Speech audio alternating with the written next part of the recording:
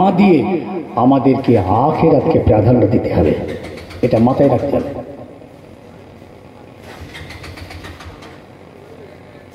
যে ব্যক্তি, যে বান্দা, যে ইমানদার আখিরাতকে প্রাধান্য দিয়ে দুনিয়াতে চলে, তিনি তো আল্লাহর ওলি, তিনি আল্লাহর ওলি। দুনিয়াকে প্রাধান্য দেন না, প্রাধান্যটা আখিরাত।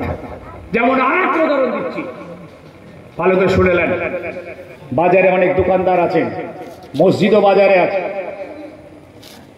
মসজিদের যেসব দোকান ভাড়াটিয়া আছে, এই দোকানেও অনেক ভাড়াটিয়া আছেন, দোকানদারি করছেন।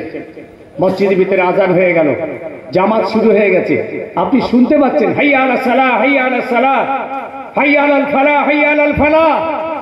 বলেন আপনি দোকানদারি করছেন, খদ্দের দু চারটে আপনার দোকানে আছে, এটা হলো দুনিয়া।